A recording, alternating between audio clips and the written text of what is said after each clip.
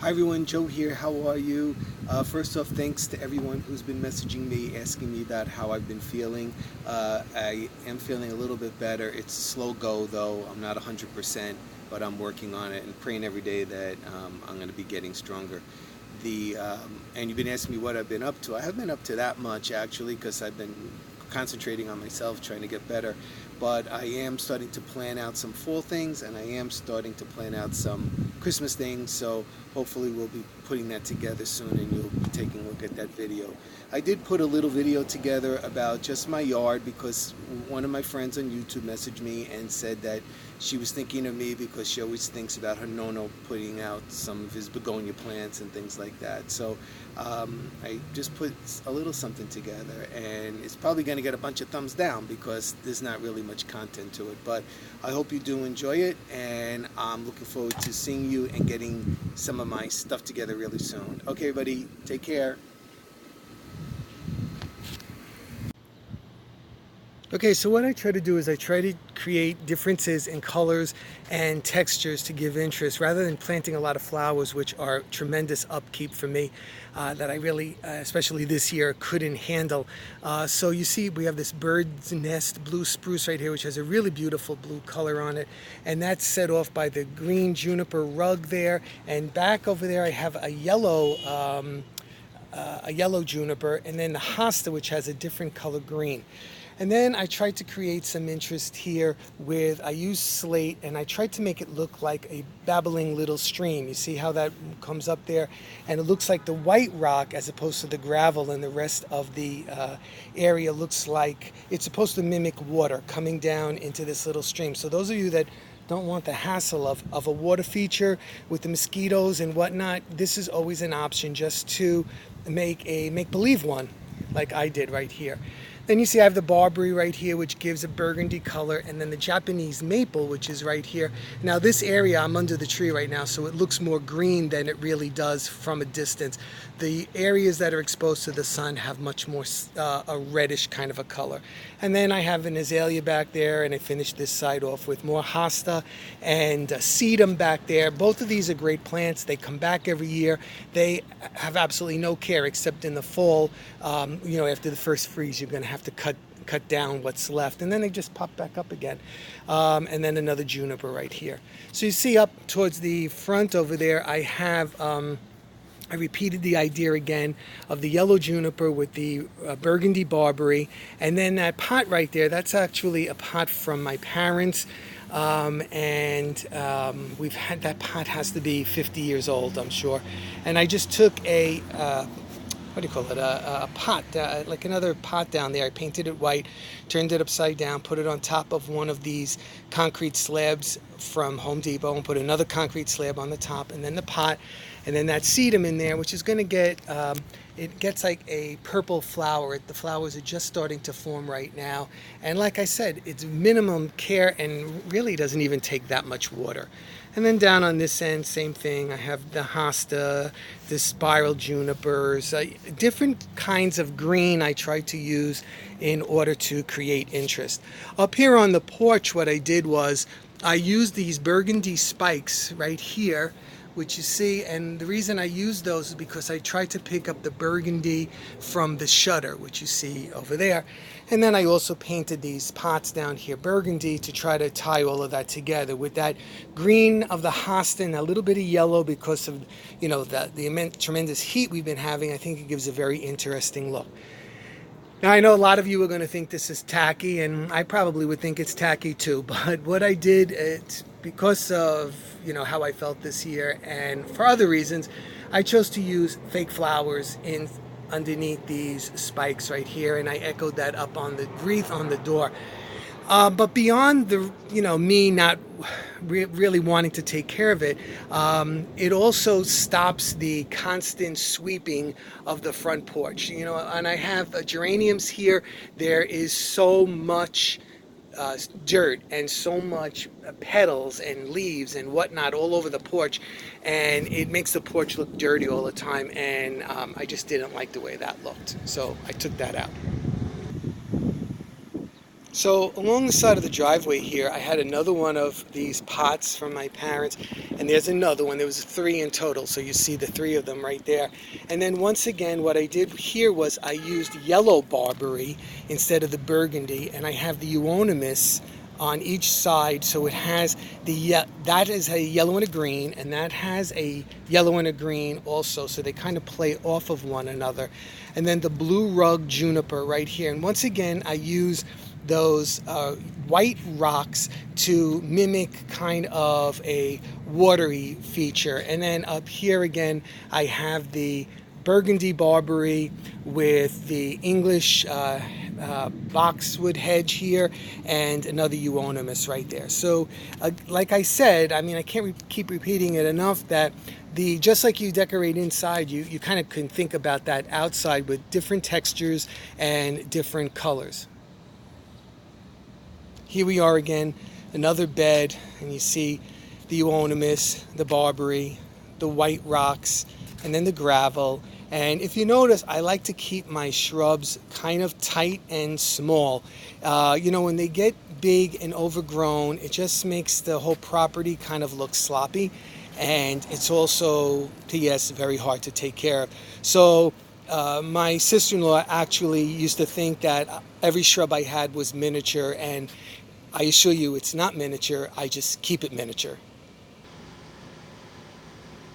All right, so here I am on the side of the house, and what I did was I created more of a rock garden over here, and you see, again, I use a lot of the same things. Now, those are real flowers, those aren't fake.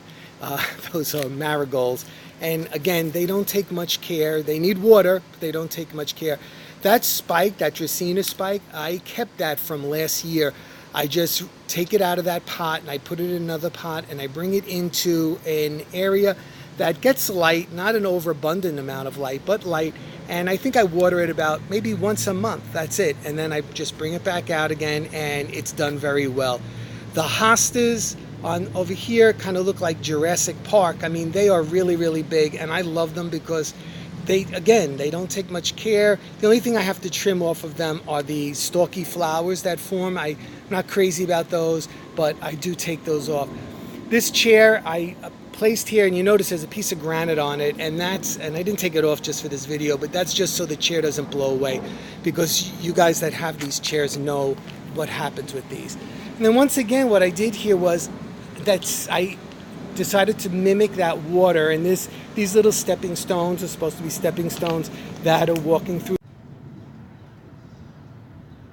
So you can see I use the rocks once again to create this like a bed, a stream coming out from that Alberta spruce right there, and it just kind of flows down here, and then it expands very wide into here. And then I lined this all with the hostas. Over here, what I did was I have there's my parsley right there, and it's growing really well. It's wilting a little bit because it's so hot. And these petunias, I didn't plant this year. They actually popped up themselves from last year. I had the petunias in there, and towards the end of the season, I let the flowers go to seed, and they grew. The Dracaena, like before, I did repot that, brought it in, and brought it back out. That's why it's so nice. And then right next to it, right here, that is the Scottish broom, which gets, again, I brought that in for the winter, even though it's supposed to stay out, but we've been having, crazy cold here, so I did bring that in and let that be comfortable during the winter inside. This right here, I created this from 2 pallets, and it's hiding the air conditioning units from the street. And it was really easy to do. I just nailed them together and slapped some white paint on there, and they do the job right there. And there's a little concrete bench that, when we come in here, we can put our bags in there while we're walking into the door. So here we are in the yard, and what I did was, I kept my plantings to a minimum this year. And here is my basil. What Italian house would not have a basil plant in it? And I just cut it down because it was absolutely gigantic, and I wanted to get bushy. It's too early for it to go to seed, and it wants to go to seed. And then right next to it, I have the Burgundy basil. It's the same thing. It smells the same, tastes the same, everything exactly the same, except it's a Burgundy variety. And that's because sometimes when you make an antipasto and you want to put some mozzarella on the plate, and you put a tomato, and then you put a little bit of the Burgundy, you have, the different colors, like the Burgundy and the red and the white. You can use green too, and it looks more Italian, green, red, and white, like the flag. But anyway, it's just an option, and those are my basil plants. These are cucumbers, and I put them in the pot this year, and I'm going to see what happens. I really don't know. My tomatoes are not doing that great this year. They're okay. I only have 6 plants, and they're just starting to take off right now. You can see I have a few tomatoes forming on them right now, and there's a lot of flowers and stuff like that. But we're at the end of July right now, and I'm hoping I'm going to get some tomatoes out of these guys. We really like the taste of fresh tomatoes. For those of you that don't grow them, they're kind of easy to grow. You need a little space for them, but there's a dramatic difference between a homegrown tomato and a store-bought tomato for sure. And back here again, I repeated. This is great. Look at this little fir tree. That came from the ShopRite on Arbor Day. It was like a single stalk. It's about 3 years old now, and it's starting to take off. So I'm really happy with that, watching that. And then again, I used that combination of hostas, the barberry, the different color green for the azaleas, the yew plant, the rhododendron back there, and then the spiral junipers on each side of my shed over here. Ornamental grass, which is it looks nice when there's a little bit of a breeze. That vine that's growing right there, that grew all by itself, and I'm really happy about that. Okay, so here we see more hostas, and this, for those of you that follow me, you might recognize this. I actually used this when I was asked to decorate a room in that manor a couple of years ago for Christmas, and it was a gardener's room, and I brought this with me into that room. These right here are from my neighbor, and he was nice enough to give me these bulbs, and this plant is absolutely beautiful. You have to take the bulbs in the winter. I keep them in a brown paper bag in a dry, cool place, and then I plant them in the spring again, and they come back again. And I think they're very typical in many Italian gardens as well. And then over here you see more ornamental grass and that shrub, which I am training to be a tree.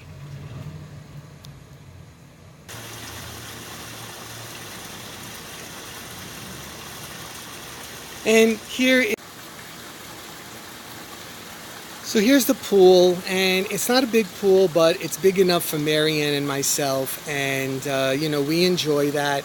And you can see there's another one of those plants from my neighbor, and I use these blue Adirondacks to echo the color of the pool, as you see.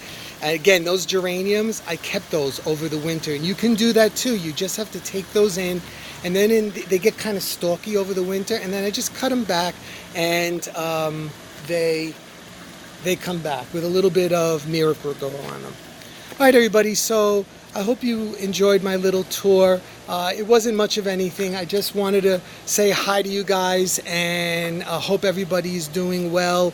Look for my what I'm going to do for fall coming up, and I think my planning, what I'm going to do for Christmas, might be coming up as well really soon. Okay, everybody, thank you again so much for all of you that are asking how I'm doing. I appreciate it, and give me a prayer. I really, really appreciate it so much, and hopefully I'll be seeing you really soon. Okay, everybody, have a great rest of your summer, and maybe I'll see you before the end of the summer. Okay, everybody, take care. Bye-bye.